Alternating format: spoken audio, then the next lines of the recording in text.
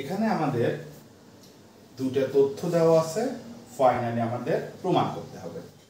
তো এই অঙ্কটা করার সময় আমরা যদি ডাইরেক্ট আগে লেফট হ্যান্ড সাইডটা দেই, যেটার বাম পক্ষে আমাদের কত আছে 4l³ প্লাস lm³, এইভাবে আমরা লেফট হ্যান্ড সাইডটাকে তুলে নিলাম। এরপরে 4 এর মতো 4, দুই পাশ থেকে যদি আমরা একটা lm কমন নেই, তাহলে এখান থেকে mটা সরে দেয়, 3টা l থেকে 2টা l বাঁচে, এখান থেকে lটা সরে দেয়, 3টা m থেকে 2টা m বাঁচে। এরকম একটা ফরম্যাট হয়ে থাকলো। এটুকু হবার পরে আমরা যদি খেয়াল করি, আমাদের এই অংশে দেখাচ্ছে 4lm। তো এখন 4lmটার সূত্র অনেকটা কিন্তু এই 4ab-র মতো। 4ab-র সূত্র কি? a plus B square minus a minus B square. তাহলে সেই সেন্সে 4lm এর সূত্রটা কি হবে? যেহেতু l আর m আছে a আর b জায়গায়, তাহলে l plus m square minus l minus m square. এটা গেল কার সূত্র? এটা গেল 4lm এর সূত্র। এরপরে আমাদের আরেকটা সূত্র জানতে হবে, সেটা হলো a স্কোয়ার প্লাস বি স্কোয়ারের সূত্র। এটা সূত্র হলো a plus B square plus a minus B square divided by 2। তাহলে এখানে আমাদের a স্কোয়ার প্লাস বি স্কোয়ারের জায়গায় আছে l square plus m square. তাহলে লজিক্যালি এর সূত্রটা তাহলে আমরা কি ভাঙবো? l plus m square plus l minus m square divided by 2। এবং যেহেতু এখানে আমাদের ফার্স্ট ব্র্যাকেট আছে, অবশ্যই একটা সেকেন্ড ব্র্যাকেট দিয়ে ক্লোজ করে দিতে হবে। তো এখন অঙ্কের প্রয়োজন l প্লাস m স্কোয়ারের মান l মাইনাস m স্কোয়ারের মান। এখানে আমরা দেওয়া আছে কোন অংশটা? দেওয়া আছে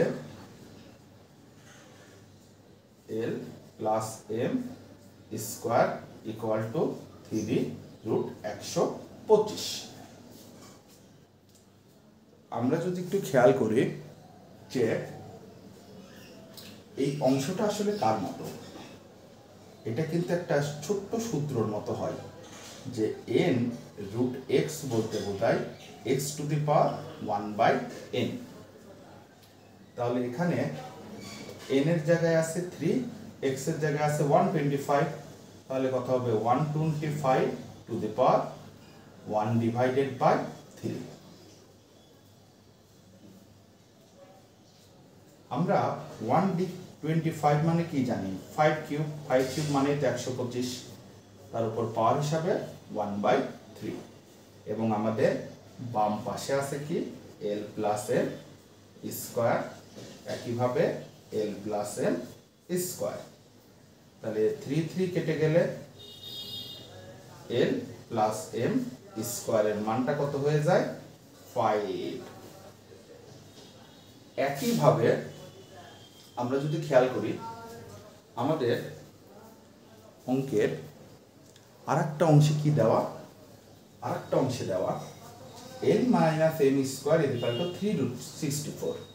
তাহলে একইভাবে l minus m square equal to 3√64। তাহলে এটাকে যদি ভাঙে 64 two the power 1/3, 4³ two the পাওয়ার 1/3, এবং এখানে থাকতেছে l minus m square, l minus m square. তাহলে পরের অংশটায় দেখা যায় এই 3 কেটে দিলে l minus m square equal to 4। তাহলে l প্লাস m স্কোয়ারের মান 5। এইবার আমরা জাস্ট খালি l প্লাস m স্কোয়ারের জায়গায় মানটা বসায় দেব। তাহলে এখানে কত হচ্ছে 5 মাইনাস l মাইনাস m স্কয়ারের মান কত 4। একইভাবে l প্লাস m স্কয়ারের মান 5, l মাইনাস m স্কয়ারের মান 4 ডিভাইডেড বাই 2। এবং সাইড নোটে লিখে দেব যেহেতু l plus m equal to 5, l plus m square equal to কত 5 এবং l minus m equal to 4। এইভাবে সাইড নোটটা কিন্তু অবশ্যই দিয়ে দিতে হবে। সাইড নোট না দিলে এই ধরনের অঙ্কে সাধারণত 1 মার্ক কেটে দেয়। তো 5 থেকে যদি এবার আমরা 4 বাদ দেই, 1 5 আর 4 এ 9 ডিভাইডেড বাই 2, 1 এর সাথে যদি 9/2 গুণ দেই তাহলে 9/2, যেটা আমাদের রাইট হ্যান্ড সাইডে দেওয়া আছে। সুতরাং left hand side equal to right hand side প্রমাণ করতে বলেছে